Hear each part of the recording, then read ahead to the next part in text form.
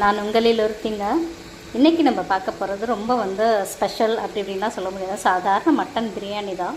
ஆனால் அது கொஞ்சம் டேஸ்ட்டாக நம்ம ஊர் பாய் பிரியாணி ஸ்டைலில் எப்படி பண்ணலாங்கிறத பார்க்கலாம்.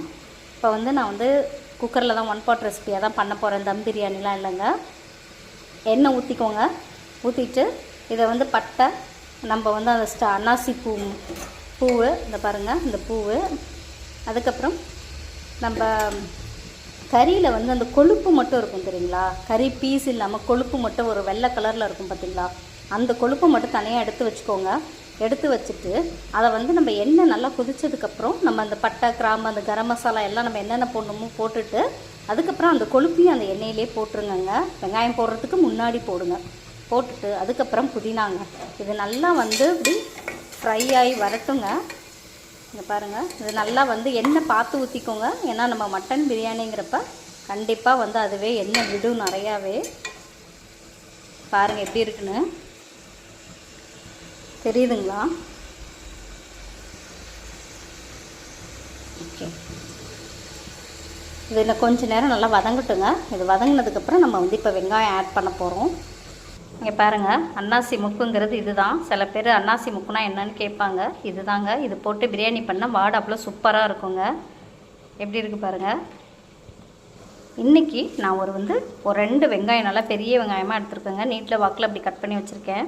அதுக்கப்புறம் ஒரு 3 பச்சை மிளகாங்க. பச்சை மிளகாங்க உங்களுக்கு காரத்துக்கு ஏற்ற மாதிரி போடுங்க. ஏன்னா நம்ம ஆல்ரெடி மிளகாத்தூளும் இதில் போட போகிறோம். அதனால் பார்த்து சேர்த்துக்கோங்க பச்சை மிளகா. இப்போ வெங்காயத்தை நான் இதில் போட போகிறேன். பாருங்கள், இப்போ வெங்காயம் போட்டாச்சு. வெங்காயம் போட்டு அதை நல்லா வதக்கிடுங்க.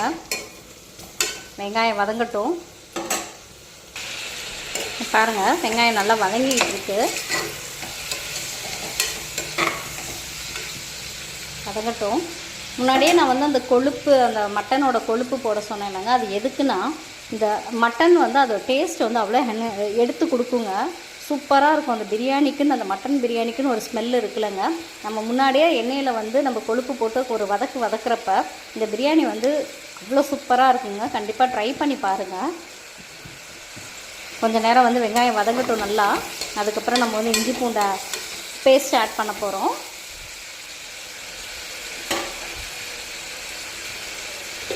இங்கே பாருங்கள், சைட் பை சைடாக அப்படியே சிக்கன் கிரேவி ரெடி ஆகிட்டுருக்குங்க. பாருங்கள், இதோட ரெசிபி வேணும்னா ஆல்ரெடி என்னோடய சேனலில் அப்லோட் பண்ணியிருக்கேங்க. போய் செக் பண்ணி பாருங்கள். பாருங்கள், சூப்பரான சிக்கன் கிரேவிங்க. ஓரளவு ஆல்மோஸ்ட் முடிய போகுது. இன்னும் கொஞ்சம் நேரம். பாருங்கள், இப்போ நான் இதுக்கு வெங்காயம் வதங்கிறதுக்கு நான் லைட்டாக உப்பு போட போகிறேங்க. பார்த்து போட்டுக்கலாம். அதுக்கப்புறம் வெங்காயம் வதங்கிறதுக்காக நான் இப்போ லைட்டாக உப்பு போட்டிருக்கேன். இப்போ இதை நம்ம ஒரு கிண்டி விட்டுடலாங்க.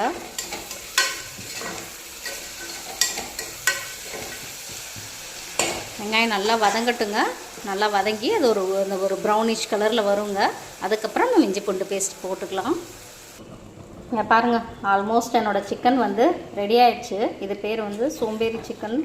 இதோட ரெசிபி வேணும்னா என்னோடய சேனலில் போய் அப்லோட் பண்ணியிருக்கேன். செக் பண்ணி பாருங்கள். சைட் பை சைடு என்னோடய வெங்காயமும் நல்லா வதங்கிருச்சுங்க. பாருங்கள், இப்போ நம்ம இஞ்சி பூண்டு பேஸ்ட் ஆட் பண்ணிக்கலாம். இங்கே பாருங்கள், இப்போ நான் இதுக்கான இஞ்சி பூண்டு பேஸ்ட் போட்டிருக்கேன்ல, இப்போ அதுக்கான உப்பு மட்டும் ஆட் பண்ணிக்கிறேன் லைட்டாக. அப்போ தான் நல்லா அது அடியில் ஒட்டாமல் வருங்க. நல்லா இது ஸ்மெல் போகட்டும். நான் இஞ்சி பூண்டு அந்த பேஸ்ட்டு போட்டப்போ அதோட வீடியோ மிஸ் ஆகிடுச்சிங்க இடையில. நான் இதில் ஒரு 3 டீஸ்பூன் இஞ்சி பூண்டு சேர்த்து அரைச்ச பேஸ்ட்டை தான் போட்டிருக்கேன். தனித்தனியாக போடலை. அதை சேர்த்து அரைச்ச பேஸ்ட் தான் போட்டிருக்கேன். இஞ்சி பூண்டு பேஸ்ட்டு போடுறப்ப எதுக்கு உப்பு போடுறோன்னா நமக்கு அந்த அடியில் நல்லா ஒட்டாமல், இங்கே பாருங்கள் எப்படி வருது பாருங்கள். எல்லாத்தையும் நம்ம இஞ்சி பூண்டு பேஸ்ட்டு போட்டு வதக்கினோடனே நமக்கு அடியில் பிடிக்க ஆரம்பிச்சிடும் ரொம்ப. அதுக்காக தான் நம்ம அந்த உப்பு போடுறது லைட்டாக. இருங்க, இது நல்லா வதங்கட்டும். வதங்கினதுக்கப்புறம் நம்ம மசாலா ஐட்டம் ஆட் பண்ணிக்கலாம். பாருங்கள், இப்போ அந்த ஸ்மெல் நல்லா போயிட்டு, இஞ்சி பூண்டு ஸ்மெல் நல்லா போயிட்டு, இப்போ நான் கொஞ்சமாக கொத்தமல்லி தூள் ஆட் பண்ண போகிறேங்க. நான் எப்போதும் பிரியாணிக்கு கொஞ்சம் கொத்தமல்லி தூள் எப்போதுமே நான் போடுவேன் நான். பாருங்கள்,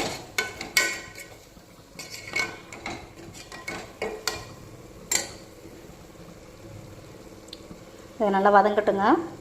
இப்போ நம்ம இதில் வந்து மிளகாத்தூள் ஆட் பண்ண போகிறோங்க. நான் தக்காளி வந்து எப்போதும் கடைசியாக தான் போடுறது. ஏன்னா இந்த இதெல்லாம் வந்து முன்னாடியே போட்டுட்டோன்னா தான் நமக்கு வந்து இந்த நல்ல கலர் கொடுக்குங்க. பிரியாணிக்கான அந்த கலர் சூப்பராக கொடுக்கும். பாருங்கள் எப்படி இருக்குது பாருங்கள். இது வந்து நாங்கள் வீட்டிலேயே அரைச்ச மிளகாத்தூளுங்க. உங்களுக்கு காரத்துக்கு ஏற்ற மாதிரி நீங்கள் போட்டுக்கோங்க. அதனால தான் இது இவ்வளோ ரெட்டாக இருக்குது. உங்களுக்கு பிரியாணி மசாலா வந்து நீங்கள் போடுறதா இருந்தாலும் இந்த ஸ்டேஜில் ஆட் பண்ணிக்கோங்க. அது நல்லா வந்து வதங்கட்டும். இப்போ நான் வந்து தயிர் ஆட் பண்ண போகிறேன்.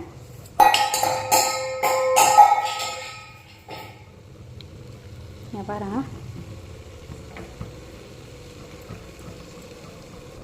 பாருங்கள் நம்ம தயிர் ஆட் பண்ணி இதை நல்லா வந்து நம்ம கிண்டிட்டோம்.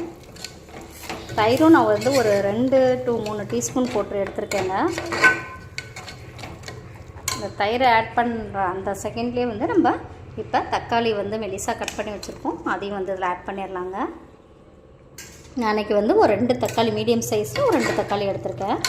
இதுவும் நல்லா வதங்கட்டும் தக்காளிங்க. அது வரைக்கும் வெயிட் பண்ணுவோம். பாருங்கள், தக்காளி வந்து நல்லா மசிஞ்சிருச்சு. இங்கே பாருங்கள் சரிதா. இப்போ நம்ம வந்து இந்த ஸ்டேஜில் மட்டன் போட்டுக்கலாம். மட்டன் வந்து ஆல்ரெடி குக்கரில் தனியாக வேக போட்டு வச்சுருக்கேங்க. பாருங்கள், இப்போ இதை வந்து நம்ம இதில் ஆட் பண்ணிக்கலாங்க. மட்டன் பாருங்கள், இங்கே பாருங்கள் எப்படி அழகாக வந்துருச்சு பாருங்கள். அந்த மட்டன் எடுத்து இதில் போட்டுக்கலாம். மட்டன் போட்டாச்சு. வந்து இதை நல்லா வந்து இதோட மிக்ஸ் பண்ணி விட்டுருவோம்.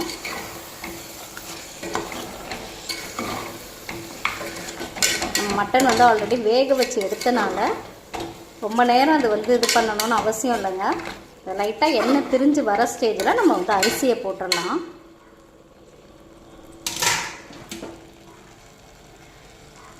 கொஞ்சம் நேரம் இருக்கட்டுங்க, எண்ணெய் பிரிஞ்சு வரட்டும். அது வரைக்கும் அடுப்பில் இருக்கட்டும். பாருங்கள், நான் சொன்ன மாதிரி எண்ணெய் அவ்வளோ அழகு போல் பிரிஞ்சு வந்திருக்கு பாருங்கள். பாருங்கள், அடியும் பிடிக்கலை பாருங்கள். பாருங்கள் இப்படி வந்திருக்கு பாருங்கள். அவ்வளோதாங்க. இப்போ இந்த ஸ்டேஜில் நம்ம வந்து அரிசி போட்டுடலாம். ஜீரக சம்பா ரைஸ் தான் எடுத்திருக்கேன். இங்கே பாருங்கள், இந்த ரைஸ் தான் எடுத்திருக்கேன். ஆல்ரெடி வந்து நான் வந்து கழுவிட்டு ஒரு 1/2 அன் ஹவருக்கு மேலே ஊற போட்டிருக்கேங்க. இப்போ வந்து இந்த அரிசியை வந்து நம்ம கிரேவியில் ஆட் பண்ணிக்கலாம். இப்போ இதில் ஆட் பண்ண போகிறோம் அரிசியை. பாருங்கள், அரிசி ஆட் பண்ணியாச்சு. சில பேர் வந்து தண்ணி ஊற்றிட்டு அதுக்கப்புறம் தாங்க அரிசி ஆட் பண்ணுவாங்க. தண்ணி நல்லா கொதி வந்தோன்னே. நான் வந்து எப்போதும் வந்து நான் வந்து கிரேவிலே இந்த அரிசியை போட்டு நல்லா அந்த மாதிரி வந்து கிளறி விட்டுருவேங்க. அந்த அந்த அரிசியில் உள்ள மீதி இருக்கிற தண்ணியும் அது நல்லா உறிஞ்சுங்க. இப்படி கிளறி விட்டோன்னா அரிசி நல்லா உடையாமல் நல்லா வந்து பழபழன்னு வருங்க. தனித்தனியாக வரும் பிரியாணி, குழஞ்சி வராது. பாருங்கள், இதெல்லாம் ஒன்றா மிக்ஸ் ஆகிற அளவுக்கு நம்ம வந்து கிண்டி விட்டுருவோம். பாருங்கள், அரிசியை நல்லா நம்ம மிக்ஸ் பண்ணியாச்சு. இப்போ தாங்க நான் ஒரு டிப்ஸ் சொல்ல போகிறேன். இது வந்து பிரியாணிக்கு டேஸ்ட்டு கொடுக்கறதுக்கு ரொம்ப வந்து யூஸ்ஃபுல்லாக இருக்கும். ரொம்ப சின்ன டிப்ஸ் தான். இதை ஆட் பண்ணி செஞ்சு பாருங்கள், பிரியாணி சூப்பராக இருக்கும். வேறு ஒன்றும் இல்லைங்க, நம்ம வேக வச்ச கறி தண்ணி தான் இப்போ அதில் ஆட் பண்ண போகிறேங்க. நம்ம வந்து எப்போதும் வந்து பிரியாணிக்கு தண்ணி வச்சு ஆட் பண்ணுவோம்ல, அது இல்லாமல் நம்ம வேக வச்ச கறி அந்த தண்ணி எடுத்து அந்த பிரியாணிக்கு வந்து ஆட் பண்ணி செஞ்சு பாருங்களேன். சூப்பராக இருக்கும் டேஸ்ட்டு. கண்டிப்பாக நான் ட்ரை பண்ணிட்டு கமெண்ட் பண்ணுங்கள் எப்படி இருந்துச்சுன்னு. இது வந்து ஜீரக சம்பா ரைஸுங்கிறனால நான் 1க்கு 1.5 எடுத்துருக்கேன். நீங்கள் எந்த கப்பில் மெஷர்மெண்ட் எடுத்தாலும் சரி 1க்கு 1.5 வந்து தண்ணி அளந்து வச்சுக்கோங்க. இப்போ நான் தண்ணி வந்து இதில் 1க்கு 1.5 ஊற்ற போகிறேங்க. நான் ஒரு கப் அளவுக்கு நான் அரிசி எடுத்துருக்கேன். பாருங்கள், தண்ணி ஊற்றியாச்சு. நல்லா சாதத்தை வந்து தண்ணியோட மிக்ஸ் ஆகிற அளவுக்கு நல்லா கிளறி விட்டுருங்க. அப்போ தான் அது நல்லாயிருக்கும்.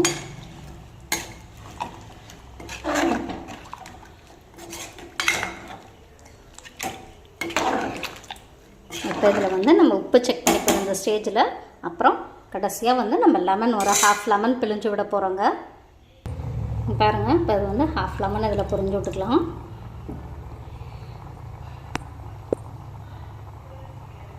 பாருங்கள், கொத்தமல்லி தலை தூவியாச்சுங்க. நான் உப்புன்னு செக் பண்ணிவிட்டேன், லெமனும் புழிஞ்சு ஊற்றிட்டேன், காரமும் பார்த்துட்டேங்க. அரிசி கொஞ்சம் வந்து ஒரு 3/4 வேக்காடுன்னு சொல்லுவோம்ல, பாதி பதம் வந்தோடனே நம்ம வந்து குக்கர் முடிக்கலாம். பாருங்கள், இதுதான் நான் அதை சொன்ன அந்த 3/4 பதத்துக்கு வந்துருச்சு பாருங்கள் ரைஸு. இப்போ எதுவும் அடிக்கடி பிடிச்சிருந்துச்சுன்னா லைட்டாக அப்படி கிளறி விட்டுட்டு இப்போ நம்ம குக்கர் மூடியை போட்டு மூட போகிறோங்க. நான் வந்து பிரியாணிக்கு வந்து மோஸ்ட்லி நெய் போடுறது இல்லைங்க. உங்களுக்கு விருப்பப்பட்டால் அந்த ஸ்டேஜில் வந்து நெய் ஆட் பண்ணிக்கோங்க. அவ்வளோதான். இப்போ நான் குக்கர் மூடியை மூட போட்டு 2 விசில் விட்டால் பிரியாணி ரெடி ஆயிருங்க. நம்ம பிரியாணி வந்து இப்போ ரெடி ஆயிடுச்சு. இது வந்து பார்க்குறதுக்கு மேலே பார்க்குறப்ப உங்களுக்கு கொஞ்சம் தண்ணி கொத்த மாதிரி இருக்குங்க. ஆனால் நம்ம கிளறி விட இங்கே பாருங்கள், அடியில் எவ்வளோ அழகாக உதிரி உதிரியாக வருது பாருங்கள். இங்கே பாருங்கள், தெரியுதா?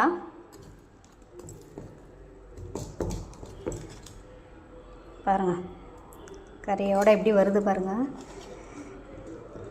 நம்ம பிரியாணி இப்போ ரெடி ஆயிடுச்சுங்க சாப்பிட்றதுக்கு. எங்களுக்கு இதை பார்த்தோன்னே சாப்பிடணும் போல் இருக்குங்க. பசி வந்துருச்சு. நாங்கள் இப்போ சாப்பிட போகிறோங்க. இந்த பிரியாணி எப்படி இருந்துச்சுங்கிறத எனக்கு நீங்கள் வந்து செஞ்சு பார்த்துட்டு கமெண்ட் பண்ணுங்கள். எனக்கு ஸ்மெல் வந்து அவ்வளோ சூப்பராக வருது. இப்போ எனக்கு இதுக்கு மேலே என்னோடய பசியை வந்து கண்ட்ரோல் பண்ண முடியலங்க. நான் போய் சாப்பிட போகிறேங்க. பாய்.